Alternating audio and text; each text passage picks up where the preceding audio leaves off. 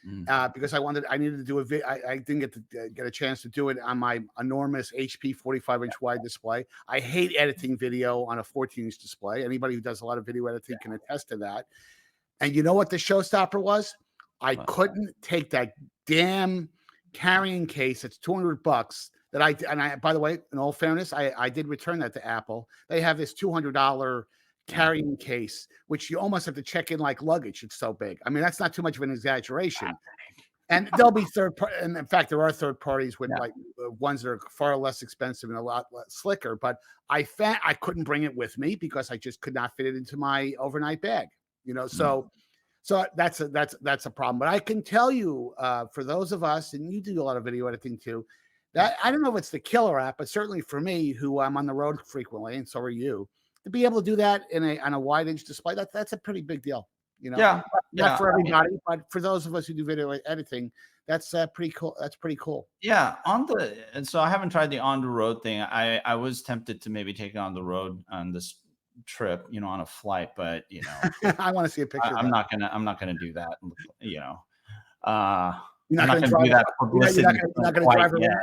Yeah. You're not going to drive around San Diego with it on. We've seen some crazy videos. Although I'm going to MWC, so maybe I'll take it on that flight. We'll see. Yeah. But you know, the bottom line is, it's for me, the spatial video, even though it's not volumetric, which I thought it would be because of the way that they advertise this thing, it's still really good. And I think one of the things that they did, which is an innovation, and I know that this frustrates a lot of 3D videographers out there. What they did is they took something like a regular 3D video, and instead of making it 180 or 360, they just put like a little window in front of you. And it was funny to see the early reactions. People said it's useless, it's blah, blah, blah. And it's like, no, actually, this is awesome. Because now you have a format that wasn't really there before. This is an MVHEVC format that Apple has that whole process, transcoding, transfer, blah, blah, blah. This long extended process. Yes.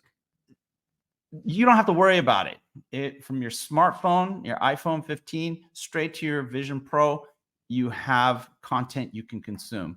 Right. That is turning out to be a bigger and bigger deal. And I think the quality is really good for what it is. And it's just going to get better. That's the thing. All this stuff is just going to get better. Better, yes. I think that's one of the reasons why I'm going to keep it, because, you know, I agree with you at a high level. I think the verdict is in for me. I'm into this for 2 weeks. So are you, because you got it just around the same time I got mine, and I don't regret it at all. You know, and by the way, we haven't, and that's the point I would like to make. We haven't even seen the killer apps. I mean, the one thing, before we get to the next topic, the one thing I would encourage everybody who's listening to this podcast to do, go to an Apple store, just do it, see a demo, and watch the dinosaurs demo. Once you see that demo, with the cameras and the sensors, the way this interacts with you in prehistoric times, with a dinosaur that looks like it's breathing in your face, it's not a game. It's purely a proof of concept demo that Apple is very wise to include as part of the out-of-the-box experience with Vision Pro.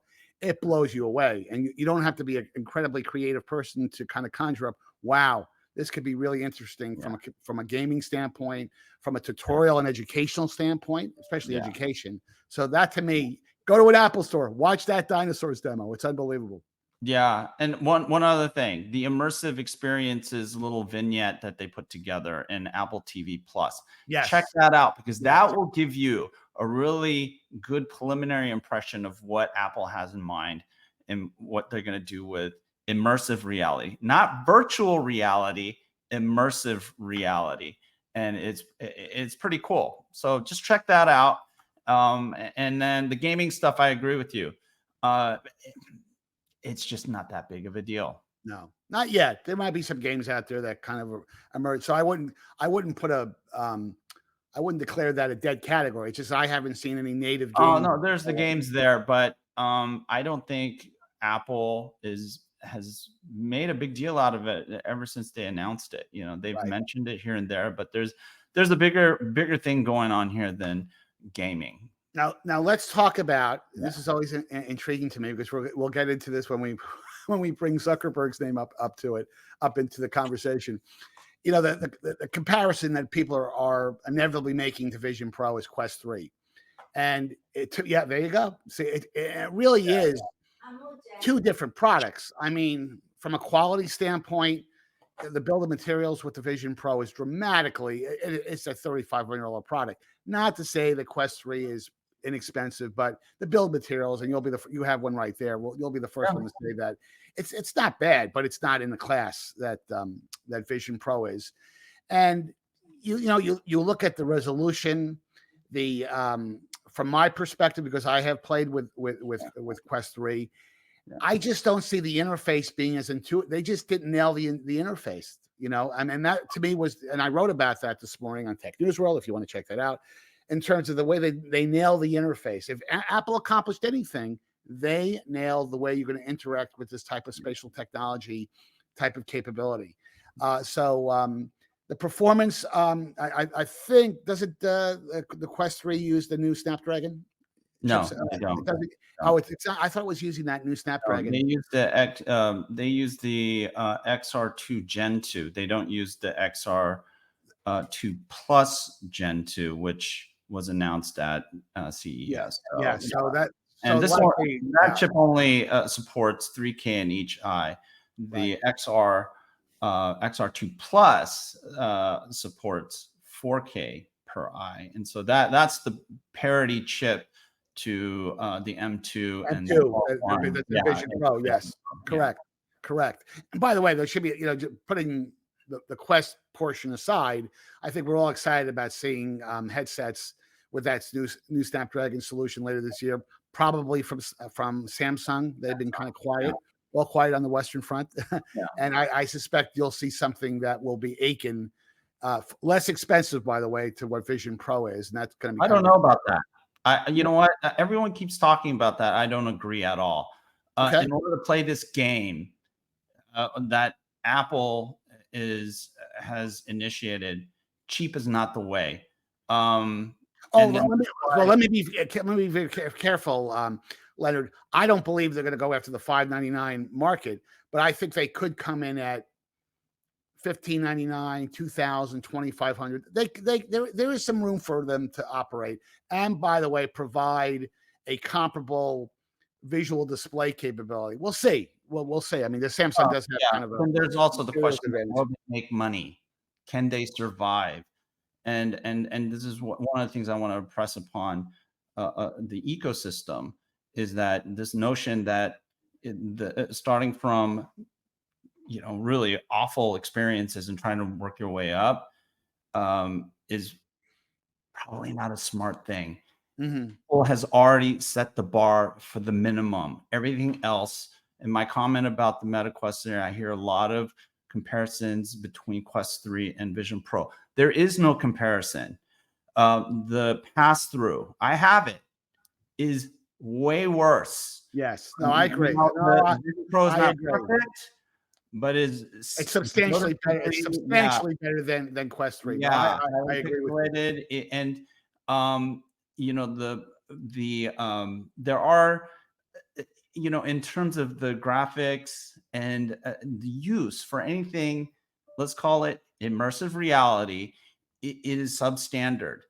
This is what Apple shot for, immersive reality, and that display costs a lot of money. It's also very, it's produced in very low volumes. And so, to come to the market with something less it's going to be tough, I think, because Apple in its next generation is going to even ratchet the offering, Vision Pro offering even higher. And so, I think the guys who are going to come in and have a great response to the immersive reality opportunity are going to have to come in with something that at least meets the standard that Apple has set. I agree with that line of thinking. I agree with that line of thinking. But the question I have for you, and I made the point a few moments ago, I just don't like the Meta interface. I mean, I didn't find it very intuitive. Yeah. Again, and I made that point the last time we had a chat about this, is that Apple's big advantage is they have hundreds of millions of iPhone users and iPad users. Because when you, for those of you on watching the podcast who haven't put one of these things on Vision Pros on your head, it looks immediately right off the bat, you get that Apple-esque feeling from an interface standpoint. And that's a big deal. You know, you're halfway down the runway. If visually you're like, oh, you know, the fonts look the same. The organization's kind of the same. Yes, you got to learn how to pinch, and you know, it uses your eyes to stare at an object to select it. But you know, it's not perfect, but it was performing for me 95% of the time, and that will only get better as they update the software and update the firmware. Yeah, and the gesture controls on the in the Quest 3, I mean, you know, I found them unusable, quite frankly. The hand controllers, my first impression of Meta Quest 3 when I first used it, I thought, wow, this is pretty good. After having used, you know, gaze and pinch, no comparison. No contest. And you know, I've gotten pretty fluent using gaze and pinch. And I mean, in my video, I demonstrate how quickly I can use a freeform to put together content, and it's pretty astonishing, and it's very accurate. It's just certain things like when you get into Safari, it gets a little bit more challenging because the UI, the way that web pages and web apps are laid out, are not conducive to this. But iPad, though it does work in most cases. That's the strange thing. It does. I know that's the scary thing. It still works pretty well. iPad apps works very well. Native, just fantastic. I mean, they did their homework. They put a lot of craft and energy into the design, and I think it paid off. Right. Everyone else has a lot of catching up to do, or retrospective. Are you going to lead with gaming? Because that I think drives a company to go in one direction, or are you going to concentrate on immersive reality, which is what Apple's doing, and it's gravitating them toward a very different direction, even though it looks the same. It looks like they're doing VR. No, they're not doing VR. Right. Fundamentally different philosophy at work here. Well, and I'll just make one because I want to. I know you're pressed for time, and I want to go into the Zuckerberg thing.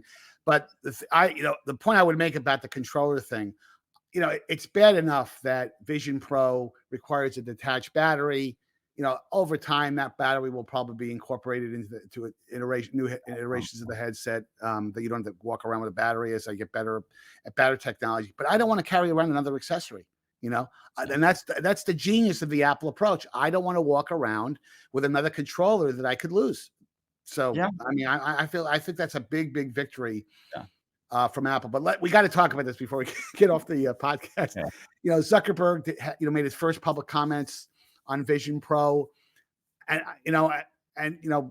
he's an interesting dude, as we say, in the technology space. So one thing I will say is that regardless of what the truth is, and we'll talk about that, you wouldn't expect him to say that, hey, by the way, the Vision Pro is the greatest product of all time. I regret the fact that we came out with the Quest 3. So, I mean, I think that would be incredibly irrational to think that Zuckerberg is going to articulate things like that. But the way his body language on the video was kind of goofy, which is not unusual for Zuckerberg.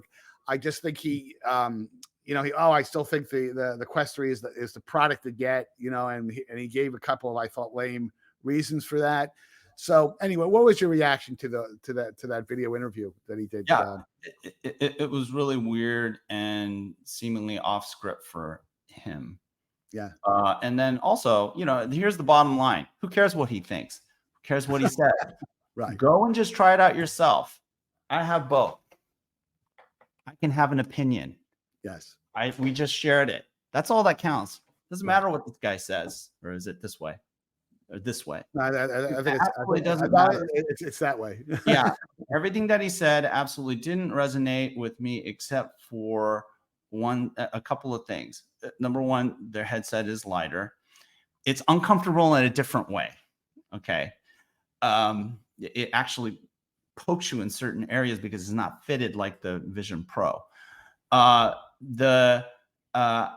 His comments about the foveated rendering and the challenges with the pass through. Yes, but guess what? Your pass through is not even close to being on. No, par. it's lousy. It's So, mediocre. yeah, it's like, and then like you said, the OS, the UI, not even close. And so if you're into gaming, it's fun.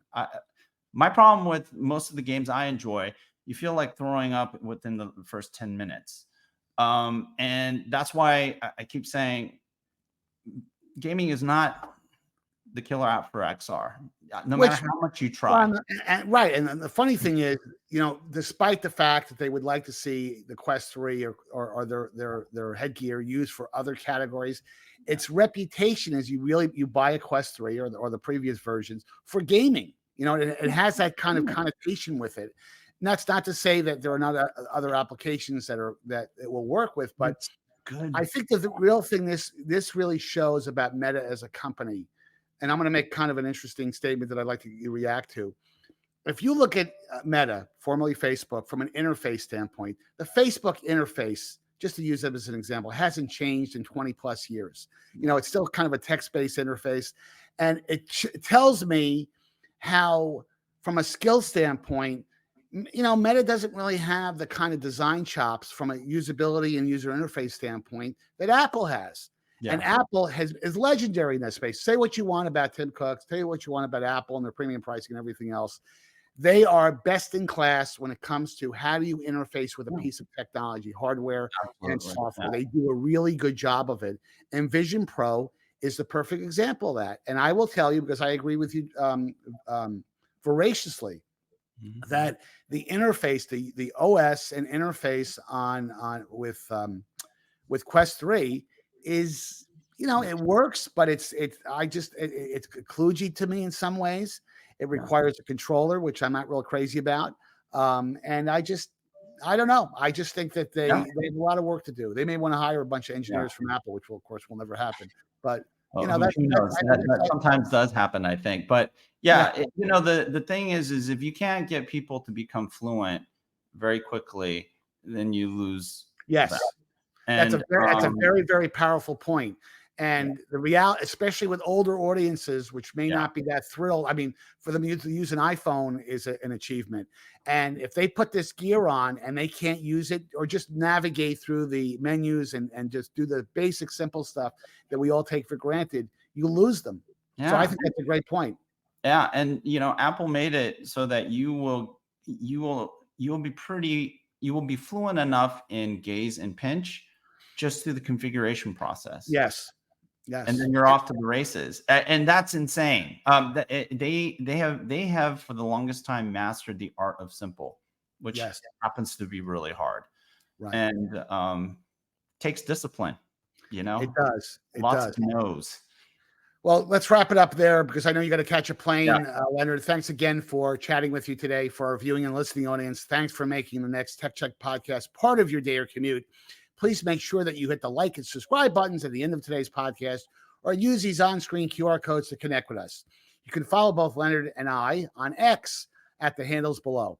And until next time, have a great week and have a safe flight, Leonard. We'll see you.